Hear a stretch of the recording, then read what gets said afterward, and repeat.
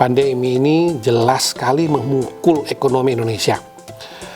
Mungkin karena kita juga tidak pernah mengalami sebelumnya keadaan separah ini. Mungkin sebelumnya seperti SARS, ternyata implikasinya tidak seperti yang kita alami pada COVID-19 ini. Dan kita tahu tadi yang disebut sebagai multiplier effect tapi negatif. Jadi satu sektor terpukul, sektor lainnya dihantui kekhawatiran.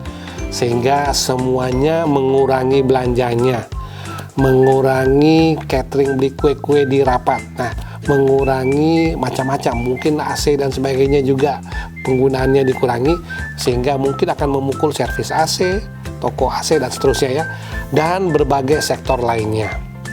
Khawatir akan keadaan tersebut, kita jumpai beberapa perusahaan bukan beberapa lagi, cukup banyak perusahaan yang mengurangi jumlah SDM-nya. Dan dengan begitu semakin membawa keadaan ekonomi yang semakin sulit.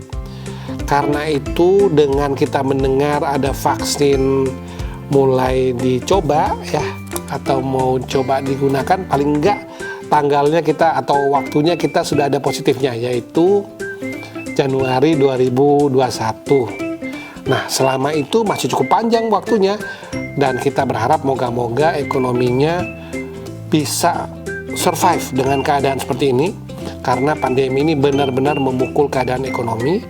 Kita cuma melihat keadaan ini adalah sebagai berikut. Mungkin untuk kalangan dunia ekonomi, para ekonom dan praktisi dengan tampil proyeksi-proyeksi ekonominya sangat disarankan untuk baru bisa melakukan proyeksi yang baik setelah pandeminya berkurang. Setelah gejalanya berkurang, baru kita bisa memberikan banyak pendapat, ulasan. Karena pandemi sendiri selama kita tidak bisa menduga kapan berakhirnya, maka selama itu pun akan kesulitan. Kita cuma bisa ekspektasi kalau Januari vaksin sudah dapat dijumpai dengan penuh harap ya, maka ekonomi pun mulai bisa dibuat proyeksi, bahkan selanjutnya perencanaan yang dibangun atas proyeksi tersebut. Tugas kita sekarang saat ini bagaimana upaya habis-habisan membantu upaya untuk mengurangi implikasi pandemi ini atau COVID-19 ini, mungkin dengan lab-lab atau lembaga-lembaga penelitian yang diberi perhatian lebih khusus supaya dapat memberikan hasil yang semakin baik. Jika pandemi berhasil kita atasi atau kita telah menemukan vaksinnya, kita bisa melihat kemungkinannya untuk memulihkan kondisi ekonomi. Tidak bisa kita bilang pasti 100%, tetapi kita dapat menduga keadaannya akan lebih baik dan ekonomi dapat lebih tenang karena dunia usaha, korporasi, usaha-usaha kecil, menengah, dan seterusnya dapat kembali menjalankan kegiatannya. Berbeda dengan jika penyebabnya karena bencana alam atau karena suatu peperangan, tentu kita berusaha hindari ya.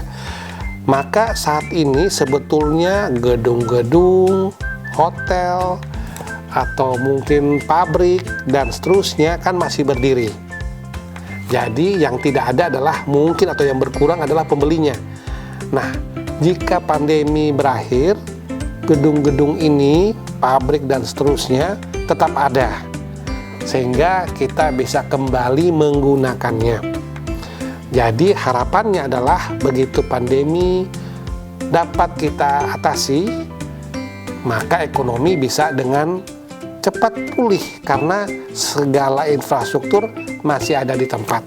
Tinggal orangnya lagi nggak ada ya. Ini kalau masuk lagi, maka ekonomi bisa jalan.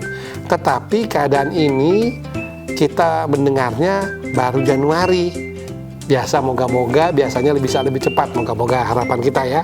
Tapi paling tidak dalam 2 kuartal berikut yang sedang kita jalani ini kuartal ketiga, yaitu dari Juli sampai September, dan kuartal 4 masih ada di depan, yaitu dari Oktober sampai Desember, kita harus dalam posisi paling tidak negatif. Sehingga kalau kita rata-ratakan dalam setahun 4 kuartal 1 positif, kuartal 2 negatif. Kalaupun kuartal 3 masih dalam kondisi minus yang mendekati 0, maka kita moga-moga masih penuh harap di kuartal 4. Tidak ada cara lain karena vaksin mungkin saja belum bisa digunakan. Tidak ada cara lain kecuali ekonominya dapat terus kegiatan pemerintah melakukan stimulus, bantuan-bantuan fiskal yang terus digulirkan, itu buat ekonominya bisa berjalan kembali, atau masyarakat bisa tenang, bisa menjual barang-barangnya, dan kita pun bisa berbelanja, biarpun mungkin dengan cara-cara yang tidak ketemu langsung.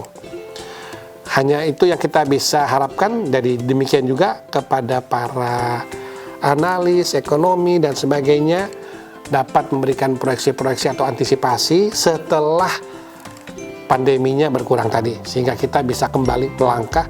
Kelihatannya ya, pada 2021 paling tidak output yang dihasilkan, produksi kursi, kue-kue, laptop dan sebagainya bisa lebih tinggi dibanding 2020. Dengan begitu maka pertumbuhan ekonomi pun kembali positif, dan dengan masyarakat dunia, masyarakat kita yang senang belanja, beli sepatu baru, beli baju-baju dan sebagainya, maka kembali ekonomi bisa semarak. Tapi paling tidak pandemi ini memberi pembelajaran besar buat kita semua, buat dunia akademik, buat dunia usaha, untuk selalu memperhitungkan risiko yang tadinya kita anggap hanya terjadi pada tahun yang lalu, orang sebut dengan flu Spanyol, yang sudah terjadi cukup lama ya, cukup panjang tahun yang dulu.